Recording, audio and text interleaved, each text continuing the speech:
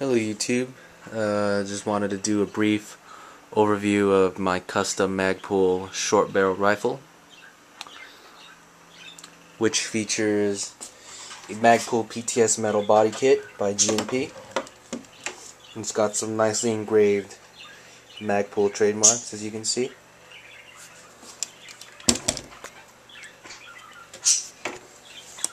Some more trays on the other side.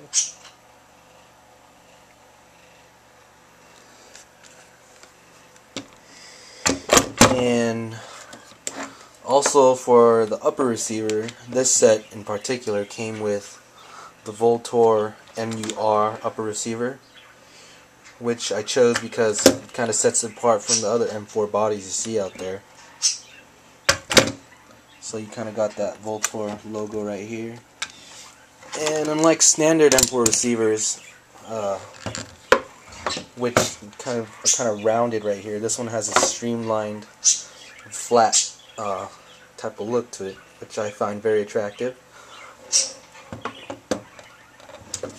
For the front set, I've got a G&P Defender front set. It consists of 11.5-inch outer barrel, along with a replica of the Daniel Defense Mark 18 rail. Standard birdcage flash hider, which allows for the attachment of this here, which is a knight's armament quick detach flash hider. So just slap that on. So that's how it looks on the rifle right there. By the way, the suppressor was made by Dboys, which I think for the price is actually very comparable to the more expensive G&P and VFC versions, those which run around $80, and this one I got for $35.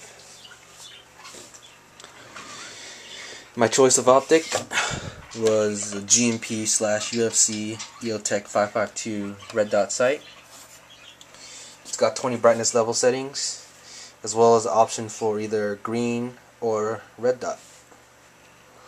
And my sights are King Arms Troy battle sights. See that?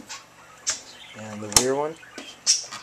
And I've got a lot of suggestions saying that, well, since my gun is kind of Magpul based, why not get Magpul backup sights? But personally, I find that the Troy style sights suit my taste a little more. And of course, you got the Magpul CTR stock in the back. And thanks for watching, everybody. That's my Magpul M4.